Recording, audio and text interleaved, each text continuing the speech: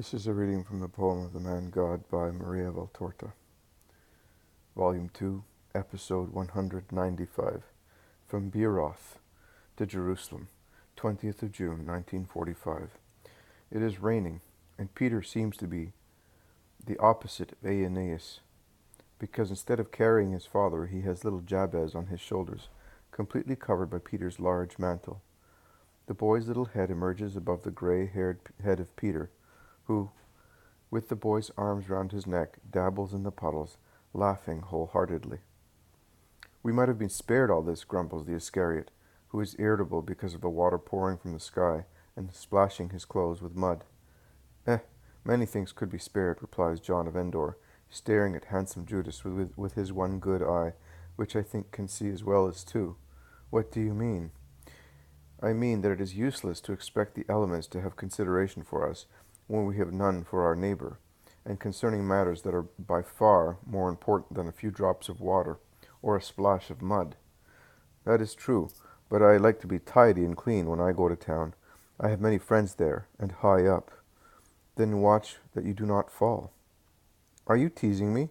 "No, but I am an old teacher, and an old pupil. I have been learning since I was born. First I learned to vegetate, then I observed life, then I became acquainted with the bitterness of life. I practice a useless justice, the justice of man alone, against God and society. God punished me with remorse, society with fetters. So, after all, I was the victim of justice. At last, now I have learned. I am learning how to live. Now, since I am a teacher and a pupil, you will realize that it is natural for me to repeat the lessons. But I am an apostle, and I am a poor wretch, I know, and I should never take the liberty of teaching you.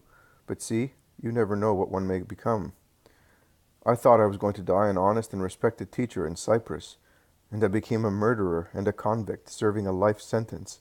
But when I raised the knife to take vengeance, and when I was dragging the fetters, hating the universe, if anyone told me that I was to become a disciple of the Holy One, I would have doubted whether his mind was sound. And yet, here I am.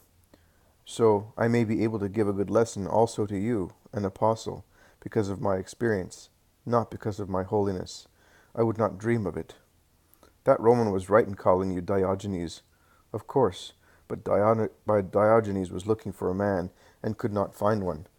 I, luckier than he, found a snake, where I thought there was a woman, and an adulterer, where I thought I saw a friendly man. But, after wandering about for many years, as I became insane through such experience, I have found the man, the Holy One. I know no other wisdom but Israel's. If that is so, you already have that means for salvations. But now you have also the science, nay, the wisdom of God. It is the same thing. Oh, no. It is like a foggy day compared to a sunny day. Well, are you anxious to teach me? I don't feel like it. Let me speak. Once I used to speak to children. They were absent-minded. Then I spoke to shadows. They cursed me. Then to chicken. They were better, far better than the first two groups. Now I speak to myself, as I am not yet able to speak to God. Why do you want to stop me? I have but one eye. The mind's ruined my life. I have suffered from heart trouble for years. At least let my mind be fruitful. Jesus is God. I know and I believe it, more than you do, because I have revived through his work. You have not.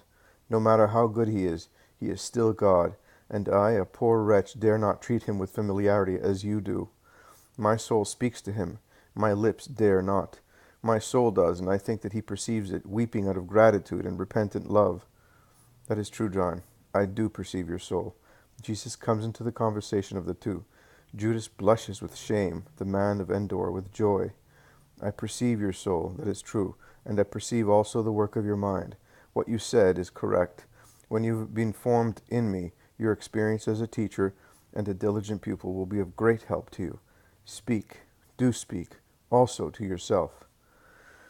Once, Master, not long ago you told me that it is wrong to speak to one's ego, remarks Judas insolently. That is true, I did, but that was because you were grumbling with your ego. This man is not grumbling, he is meditating, and for a good purpose. He is not doing anything wrong. In brief, I am wrong. Judas is aggressive. No, Your heart is impatient, but the weather cannot always be good. Farmers want rain. It is charity to pray that it may rain. And also this is charity. But look, there is a beautiful rainbow forming an arch from Ataroth to Ramah. We are already beyond Ataroth. We have passed the large, sad valley, and here the country is cultivated and pleasant under the sun, which is breaking through the clouds. When we're in Ramah, we shall be 36 stadia from Jerusalem.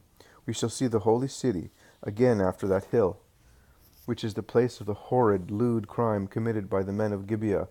What a terrible thing is the concupiscence of the flesh, Judas. Judas does not reply. Instead, he delays, splashing angrily in the puddles. What's the matter with him today? Asks Bartholomew. Be quiet, lest Simon of Jonah should hear you. Let us all avoid arguments. And do not let us upset Simon. He is so happy with his boy. Yes, master, but it is not right. I will tell him. He is young, Nathanael. You are young, too. Yes, but he should not be lacking in respect towards you. He raises his voice without wishing to do so. Peter rushes towards them. What's the matter? Who is lacking in respect? The new disciple, and he looks at John of Endor, who has discreetly withdrawn when he understood that Jesus was correcting the apostle, and is now speaking to James of Alphaeus and Simon Zealot. Not in the least. He is as respectful as a young girl. Oh, good. Otherwise his only eye was in danger. Well, it must be Judas. Listen, Simon, could you not busy yourself with your little friend? You took him away from me, and now you want to become engaged in a friendly conversation I'm having with Nathanael. Do you not think that you want to do too many things? Jesus smiles so gently that Peter becomes uncertain about his own thoughts. He looks at Bartholomew, who, however, has raised his aquiline face and is scanning the sky. Peter's suspicion fades away. Peter's attention is completely diverted by the apparition of the holy city, which is now near, and is visible in all the beauty of its hills, olive groves, houses, and above all of the temple, a sight which must always have been a source of emotion and pride for Israelites. The warm April sun of Judea has soon dried up the slabstones of the consular road. Puddles of water have disappeared completely. The apostles are tidying themselves on the side of the road. They let down the tunics which they had pulled up. They wash their muddy feet in a clear stream. They tidy their hair and drape their mantles. Also Jesus does that. I see them all doing it. The entrance into Jerusalem must have been an important matter. To present oneself at the walls on these feast days was like presenting oneself to a sovereign. The holy city was the real queen of Israelites. I realize that this year because I can notice the crowds and their behavior on the consular road. The processions of the various families from here, the women in one group, the men in another, the children in either, but all very serious and serene at the same time. Some fold up their old mantles and pull out a new one from their traveling bags, or change sandals. Their gait then becomes solemn. It is already hieratic.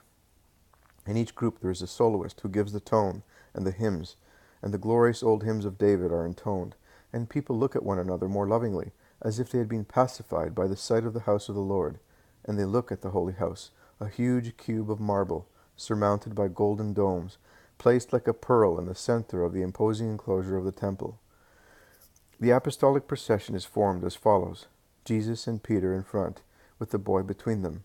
Behind them Simon, the Iscariot, and John. Then Andrew, who has forced John of Endor to stay between him and James of Zebedee. In the fourth row, the two cousins of the Lord, and Matthew. Last, Thomas, Philip, and Bartholomew. It is Jesus who intones in his beautiful, powerful voice of a light baritone, a mellow voice with refined tenor vibrations. And Judas Iscariot, a pure tenor, answers together with John, with his limpid voice typical of young people. The two baritone voices of Jesus' cousins, and the almost bass voice of Thomas, whose baritone voice is so deep that it can hardly be classified as such. The others, who are not gifted with such beautiful voices, follow the chorus of the virtuosi, singing in low voices.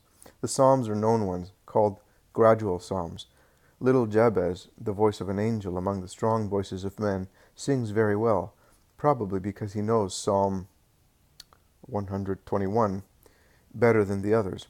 How I rejoiced when they said to me, "We shall go to the house of the Lord." His little face, which only a few days ago was so sad, is now bright with joy. The walls are now close at hand. Here is the gate of the fish and the overcrowded streets. They go straight to the temple to say the first prayer, and then peace in the peace of Gethsemane. Then supper and rest.